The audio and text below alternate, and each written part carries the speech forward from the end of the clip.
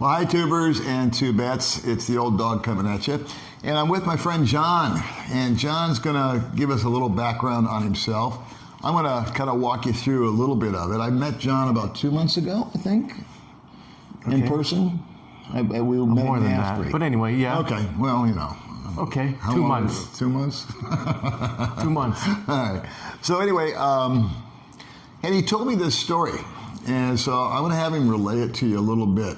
But the gist of it is that in 2012, you were in America, correct? Yes. And you got online. Yes. And you met a young lady. Yes. Is that correct? Yes. And you were still working, so you were coming out here 2 weeks out of the year, Yeah. correct?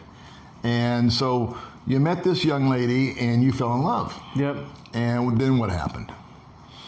Well, we had a relationship for about 2 years or so, and then we got married here in the Philippines. Okay. In Bacolod. Let's tune it up just a touch. Let's drill this down a little bit. You were still working. Yeah, I came about twice a year. Okay. For about 3 weeks, I think 20 days or something like that. Okay. I came over for about 20 days, like twice a year. So let me just clarify. The first year you were here about 40 days. Yeah. And you spent it with this young lady. Yeah. Right? Mm-hmm. And then you went back home. Yep. And you went back to work. Yeah, and then it's texting and videos and all stuff like that. And you stayed in touch. Yeah, oh yeah. Okay. And so there was a connection when you met her, right? You felt that way. Now, was she a province girl? Yes. So she was like out in the country. She wasn't in a big city like Manila or anything like that. No. And we'll keep her anonymous on this because there's two sides to every story. Yes. Okay. So names and all that will be kept out. Good. But we can say that she was a province girl. Mm-hmm. So now you go back, and then year number 2, you repeat the same thing. Correct. You spend about 40 days with her. Everything's cozy. The second year I came on Valentine's Day. Okay. And I proposed to her on Valentine's Day at a resort in Sapalay, right on the beach. I brought my jacket and tie, I brought a jacket, tie, and my suit and shoes, and I got my rose, my ring, and I carried it in a plane, and I got on my knee right on the beach, and I proposed to her. And she didn't say anything. She didn't say yes. I was like, is that a yes or a no? And she was so embarrassed, so shocked. She said, "Oh, because of the big production you were making." Yeah, and there was people around. There was all cameras and everything. Yeah. Okay. So yeah. So you guys got married. And we did. Okay. And then how long did you stay with her after you guys tied the knot? Oh, well, we got married and we're just about end of 2014, about almost over 4 years. But how much time did you spend together during those 4 years? Same thing, two to three times a year, 20 days. Okay. So twice a day, or 1 year would be 20 days, the next year would be 60 days, or 40 days, and next year would be 60 days. So it was just about 3 times a year. And you supported her during this entire time, correct? Yeah, she wanted. We sent her to school. She picked a college that had the best colors uniform, of course. Yeah, exactly. As I would have. Of course. But of course it had to be one of the most expensive private colleges too. Okay. Even though it had she picked it on colors. So yeah, so I paid for that, and I paid for her food, for everything. Let's just ballpark it here. What do you think on a yearly basis, since you got married to her, that you spent? What would be on the a number? year? Well, I was spending. It was $20K a month. 20K pesos. Yes. Okay, so that's $400 for the whole year. And that was it. That was all you sent her. No, for every month. Oh, every month. So every month you send her $400. Yes. Right. So that's that was at $5,200. 4 times 12. There are 4 times 12 is what? Well, 48. Yeah. So we'll call it $5,000. Yeah. $5,000 a year for 4 years. Yes. So 20K invested, and you've had a total of about 20 days or so. 40 days, at least 40 days a year. Okay, all right. Sometimes 60. I just want to make sure I get my numbers right because Yeah. I'm old and frail. So what happened? You're no longer married. I know that. What happened? It's because of the money. It's simple as that. For the first, we were together for for the first six years, I think it was, the first six years or so. Okay. She was great with money. You know, she'd give me a written budget every month and say, this is what I'm going to spend and this is what I need money for. Okay. Beautiful Excel spreadsheet, everything, and I'd give that to her. Okay. And she'd give me receipts and stuff, and then you know, special projects and things like that, or emergencies for her family, whatever. And then she started not to do that anymore. Once she got in school, once she got a motor. And she had a motorbike. A motor, a Mio. And then, you know, she got all kinds of guys, and she was going to all kinds of trips with all the guys, and she's married to a Cano, so she's got all the money, right? You know, kind of thing. And she started to abuse it in a big way. Okay, so throwing money at this didn't solve the problem, it created the problem. Exactly. Okay. Well, like I said, she was great for the first, you know, so many years. She was wonderful, and then it just stopped. I mean. Okay. But I think if we look at it realistically, you're looking at a young girl, she's in her early 20s, going to college. Yeah. And a 20-year-old's a 20-year-old's a 20-year-old. Yeah. You know what I mean? You were 20 at one time, I was 20 Yeah. at one time. My 3 boys were all 20 at one time. They're now in their 30s. But 20-year-olds do what 20-year-olds do. Yes, so she grew and up. You're not there.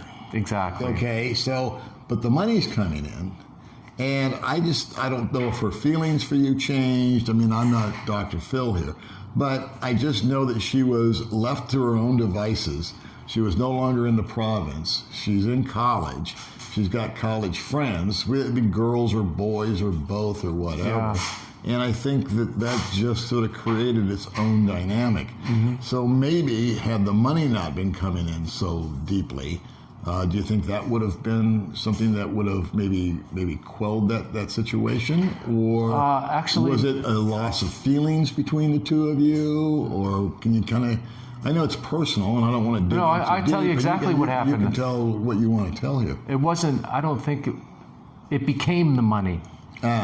And it became the feelings, but I wasn't there. Yeah. That was the mistake. Yeah. You know, we decided that, okay, while you're in school, there's no reason she's in school 12 hours a day, 6 days a week. There's no reason for me to be here in the Philippines. I could be in the home earning big money, banking money, right? Yeah. But that was a mistake. Okay. Well, I should have been here all the time. I shouldn't have left her. The whole reason I kind of wanted to expose that at your expense, but it's very kind of you to do so, is that there's a lot of guys that have these questions about long-distance relationships. They have questions about money. They have questions about the age gap. And this is sort of filling in all the blanks there. But this is going towards the negative. Now, to counter this, I know guys, personally friends, that met their girl the same way. Yeah. Long distance, online. Yeah. They didn't necessarily come out, rush out and marry them, but they met them online. And they're still together 15 years later. Yeah. You know, that's how they initially met, was online. And but I think that where your story stands out is that you came out for 20 or 40 days, maybe 80 days were involved here, and you proposed and got married. But you weren't ready to live as a couple full time. No. So that's very unusual. You know, that's an unusual dynamic. I didn't know that. I thought it was what they do in the Philippines. I had no idea. I was young and dumb. I mean, there's no judgment here. There's no disrespect. You know, you're a guy that was in love with a woman, and so when we fall in love with women, we tend to do romantic, loving things. So you were being a good guy, all right? I always look at a person's intentions. Even if they harm me in some way, shape, or form, did they intend to harm me, or is it a byproduct of their intention? So they may have been intending to do something really nice for me, and it ended up hurting me. But that's where I gauge it. So when I look at this or listen to this story, I think your intentions were nothing but good. You met a young lady, you fell in love with her, she was impoverished, you were putting her through school, you were giving her a mode of transportation, you were taking care of this issue, you were taking care of that issue. Food, you know, she was sick all the time because of course, no correct diet. Okay. You know, going to the hospital and all that. In my mind, you're one of the good guys. But here's what I want to touch on. And then I want to move over to now that you live here in Dumaguete full time. Okay, so we kind of have a little bit of background here on John and what he's experienced when he lived in the States and had a relationship with a Filipina. But you got divorced. I did. And this is something that I want to point out to you guys because this has been covered in a number of videos, but will you explain the legalities of marrying here and then getting divorced and what the situation is for you and what the situation is for her? Okay. Okay. Take it away, John. I needed to go to the U.S. Embassy in Manila to get what's that? The certificate of capacity to marry or something like that, and to get one of those from them. And then I had to get a Senomar from the barangay where I was going to get married in, which says that I'm free of I don't have any marriages, in other words. And she had to get one too, saying that she's single, and from her barangay. And then we got married publicly, I guess, with a justice of the peace or something. Okay. Not in a church, and we did that. And then he had to. Once we did that, we had to send the marriage license to Manila, I guess, or it ended up in Manila. At the records. But the divorce. The divorce. Okay. Let's wind back to the divorce. Okay. You finally, at the end of the 4 years or whatever, the 5 years, 6 years that you guys were married. Yeah, there's a reason. You said, okay, enough is enough is enough. I'm going to end this. You went and got divorced in America. I did. Right? Yes. You're a divorced man. Yes. But she's a married woman. Right. That's what I want you to explain to the folks. Okay. In the Philippines, a Filipina cannot get divorced. That just doesn't happen. I mean, everybody knows that. You either have to go get an annulment, which takes at least 5 to 6 years. It takes at least 250,000 pesos. It takes all kinds of investigations that you need to pay for. And then when you got all that done, and then you go to court and sit in front of the judge, there's no guarantee you're getting it. The judge could say, well, this is no good. I'm not doing it. But your marriage you were able to file for divorce in America. Yes, you can file, as a foreigner, you can file for divorce in your own country. And so is it like automatic because she's a no-show? Well, that's what it tended up to be. We tried very hard to get her to cooperate. We sent the papers. You have to send the papers to the opposite party. We tried FedEx. We tried a federal marshal. Which we paid a lot of money to do. He traveled here. So you're trying to serve notice. Serve notice. We tried 5 different ways. We went to the judge and we said, this is all the things we tried to do to get her to accept, and she wouldn't cooperate in no way, shape, or form. And so he granted divorce on the fact that she wasn't there. So she can't get divorced in the Philippines, at least not yet. Maybe someday the rules will change, but she's really married. She cannot get a Senomar that says she's single, so she can't get married again.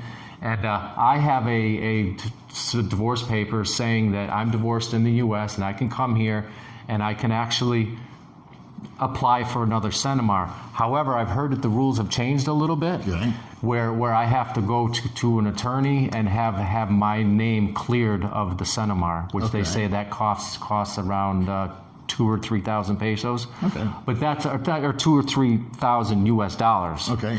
Which is maybe between 100 and 120,000 pesos. Okay. But I'm not sure if that is exactly. I have a attorney's name, and I'm going to go ahead and message them and see if that's true. Okay, because what I heard was that if you're divorced in America, you go through all the hoops that you did as trying to serve it, then your divorce is valid. You're an unmarried man. Exactly. So you came out here. If you met a girl this afternoon and proposed to her, you could marry her, or do you have to get this clearance thing, this Senomar thing? I'm not sure. Okay. I'm not sure. When I got divorced in the U.S. at the time that I did that, yes, that was the case. That was the case. But I've since heard rumors that may have changed. So I just want to double check that to see if that's the case. I'm glad you said something, because I don't give advice, but I talk to people that can. And so since you've been there and done that, I consider you to be the expert. Well, that's why I got it. I mean, I spent a lot of money in the U.S. to get divorced and my name cleared, thinking that I could go ahead and get married again in the Philippines. But I just need to double check that. And your friend who did the video with the attorney is Yeah. where I'm going to contact that attorney. Okay. And see if that's the case. And if I need to clear my Senemar, well, then I need to do that here in the Philippines. If not, if it's what I thought it was, where I just get divorced in my own country and my Senemar is clear, well, then I can get married again. Okay. Is that your goal? Eventually, I wouldn't say that's my goal, but I want to have that as an option. Okay. So if I do meet somebody that would make a wonderful wife, and I would make a wonderful husband and a family and stuff, then yes, I would do that, because I feel that in the Philippines, a Filipino really, that's their goal, is to get married in a church, or get married in a big wedding and have everybody come, and she has that big attention day. That's a very big thing in the Philippines for them. Sure. So if I meet a Filipino, I want to be able to give them the option to have that. And so now your dynamic is different. You're now retired, and Well, I'm not retired, but I thought you were. I just don't work anymore. Okay, I call that retired. Okay. Yeah, okay. Okay, now you're unemployed and you're living in the Philippines. Yeah. But you have an income stream, I guess. Well, yeah. Well, That's what I'm trying to get to here. I had a plan to come here, and I saved every penny I had, and I had a good amount. I still have a good amount of savings Okay. when I got here. All right. To last me till I get to my retirement, Okay. Oh, okay. which is probably 4 to 5 years away. So in 4 to 5 years, you're going to qualify for an income stream. Right. And But in I the also meantime, you've got enough dough set aside that you can Exactly. you can lot it out and make it till then. Exactly. And you're friggin' retired. Quit arguing with me. But I will do some online teaching. I've applied for that. I have all my papers. I have everything I need. My diploma. I have my teaching certificate, and So you're going to teach English. yeah, and not a lot. Maybe 10 or 12 hours a week or something like that. Okay. Well, my friend next door does the exact same thing. Yeah. So now you've been in Dumaguete how long? Since basically March 1st. I got here just before the COVID started hit. Ah, okay. So I got the last plane. As a matter of fact, another thing I want to tell people is, my plane was supposed to go connect in China, Guangzhou, into China, and then of course because of the COVID, they canceled all their flights. So they sent me my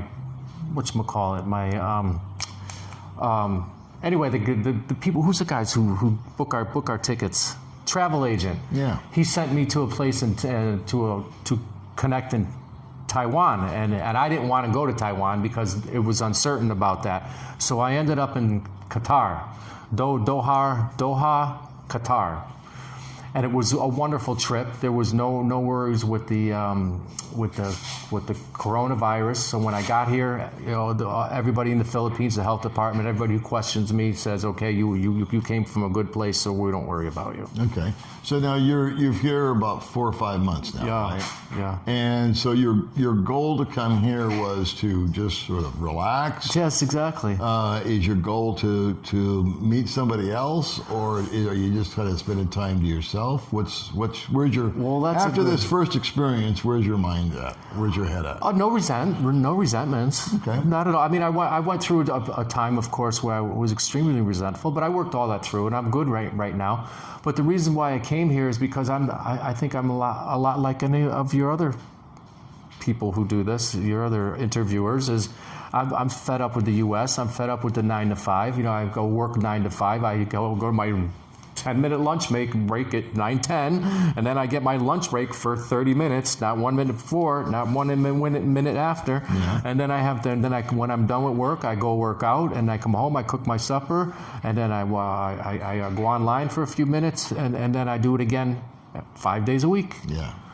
Fed up with it. So I save my money religiously to come here because I really love the Philippines. I love the simple life. I love the people.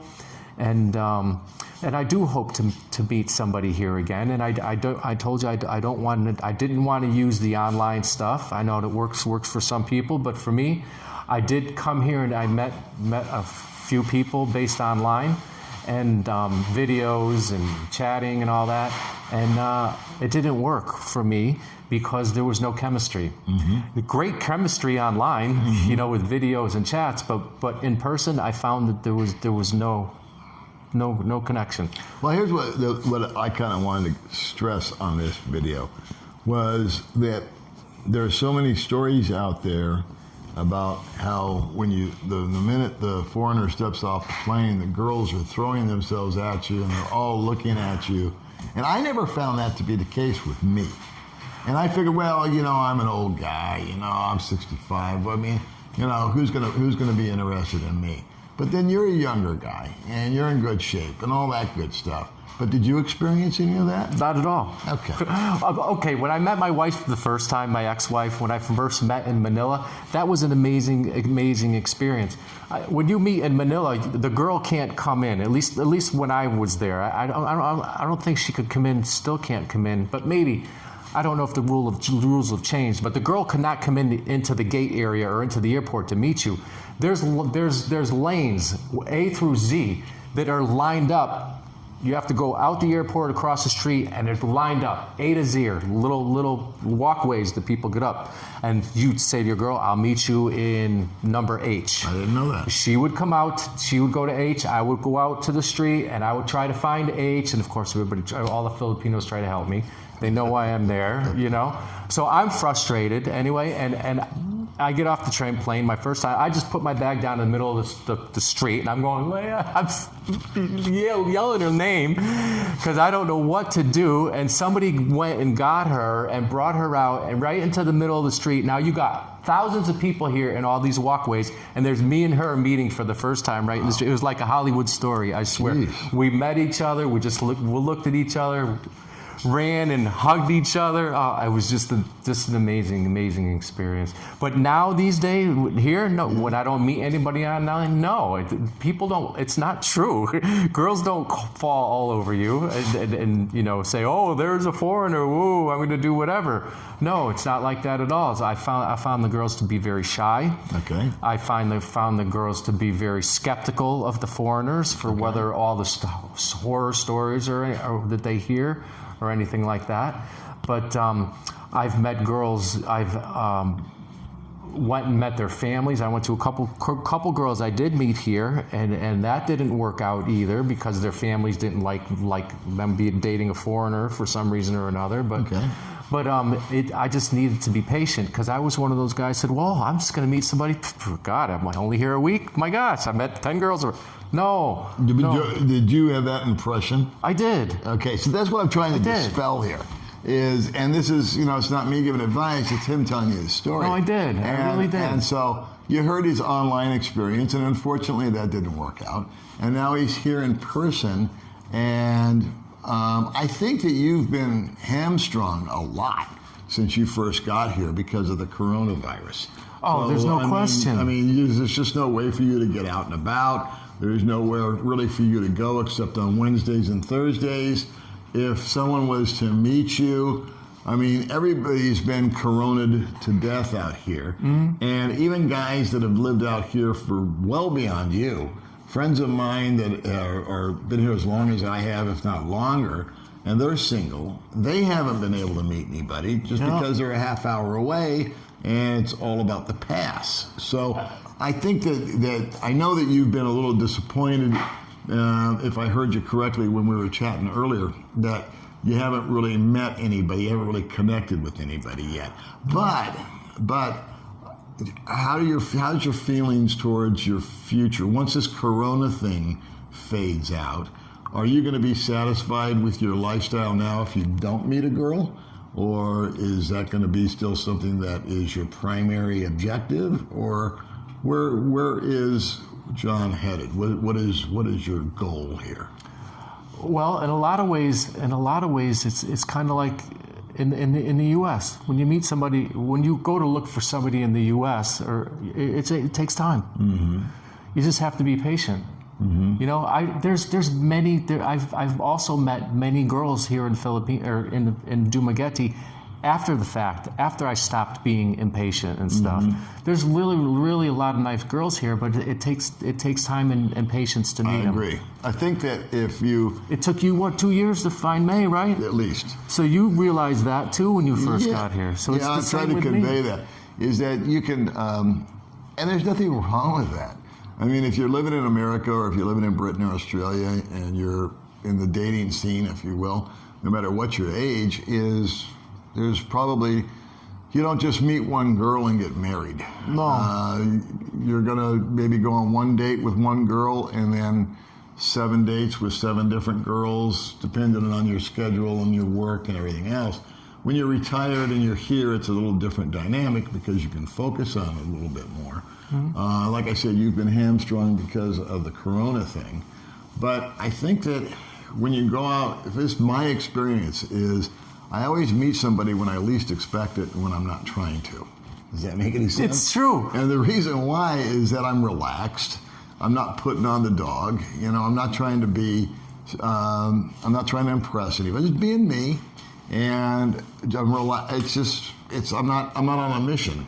And I think that when men go out and they're like actively trying to meet somebody, there's almost an aura that you put on, and it makes everybody a little uncomfortable. You know what I'm saying? Well, for the girls, you're not really yourself. You know, you're trying to maybe impress her, or you're trying to butter her up or whatever, and she's not really getting it's kind of a put off, I think, with a lot of girls. It's true, and I've noticed a difference when I stopped doing that. Yeah. I do, and I have several Filipino friends, girlfriends, and they would always tell me that you will find somebody when you're not looking. That's true. And for them too, it works the same for them. They don't go looking for guys; they just do their thing, and that's when you're going to find somebody. And the other thing I meant to say is yes, I do talk with girls on Facebook, or I talk with girls that I meet. Should I meet girls at the gas station? I meet girls in sari stores. We exchange Facebooks and we chat and stuff. And for me, I will know when I find the right girl when I stop chatting on the girls. When I only chat on one girl, and when I don't look at other girls, because I would look at my girl and go, I got the girl. I don't need to be looking at anybody else. So let's wrap it up with this. We kind of know your past a little bit. We know that you had this unfortunate incident, but it taught you a lesson. And it's water under the bridge. You can't go back. It's money spent, but you can always make more money, right? And so now you're here in Duma. You've been kind of quarantined along with the rest of us, so I still think you got here at a good time because you were able to get in. You don't have to wait another year. And super lucky. In America, like a lot of my viewers are, they're like, oh, Paul, I was almost there, So anyway, you got that done. You were able to get the apartment. You were able to get the motorbike figured out. You kind of figured your way around town. Yeah. A lot of the knucklehead stuff is out of your it's out of your way. It took a while. And it takes a while. It really did. So it didn't happen overnight. I think that, I don't want to put words in your mouth, but I think right now you've kind of got through the nervous section of living here. 3 or 4 or 5 months, there's that adjustment time. I could take care of myself for sure. So, I think that going forward, you're a guy that likes to stay busy. You like to go to the gym. You like to do yard work. What else would you like to travel around on the bike? I do. I have several Filipino friends. We play basketball nearly every day. Nearly every day. I take boxing lessons a couple times a week. I do yard work. I love doing yard work. I get up early in the morning, go play with the dogs, and do yard work to help the landlord out. I love going on the motor. I do things in my own house. I love cooking and stuff like that, and I just do my own thing. And that's when you're going to meet somebody, by just doing your own thing. I think so. So what we'll do is we'll kind of wrap it up. I think we're all going to be interested in hear what John's story is maybe 3 months from now, 6 months from now. You want to do a little follow-up interview? Of course. If something changes? Sure. Contact me? All right. So please be sure to leave your comments and questions and stuff like that. We actually ran a little long here, but that's okay. We're retarded. You could edit it. No, I don't edit. They either hang in there or they don't. Okay. So I want to thank you for coming over and sharing your story with you. I think it helps guys, to hear the other side and what can go wrong. And so John was very candid, and I just want to thank you again for that, for being transparent. And I think good things are in store for John. And I'm going to make sure that you guys are updated with him in the future. Yeah, Okay? one other quick thing. Okay. There's a lot of super positive things, that happening for me in the Philippines also. So, I mean, I'm meeting lots of people. I'm meeting my goals physically, emotionally, getting my head in order, getting my decompressing from the United States kind of thing. Yeah. And I really, really enjoy it here. So. Well, that really mirrors kind of my experience. I didn't, of course, go through the marriage thing and all that, but there is, for me and now for you, there is an adjustment period that it takes to move, I think, here or anywhere. But I think there's some certain challenges with the Philippines that you may not meet in other more developed countries. Things change. I was sitting in myself. I was having breakfast this morning. I'm sitting here thinking to myself, we know that things change in the Philippines very, very often. Yeah. But I'm thinking to myself, I had a day yesterday where things changed actually every 5 minutes. Yeah. Every 5 minutes, something that what I thought was happening 5 minutes ago just changed to something else. Yeah. Well, I got that too today with May. I thought we were doing one thing, but we're doing another. Yeah. So, but it's fun. it's all right. I'm retired. We got time. We got the bike. We'll go do it. All right, kids. Thanks for watching. Thanks for hanging in there. And thanks, John. You're welcome, my friend. Thanks for coming over. All right, man. See you later, kids.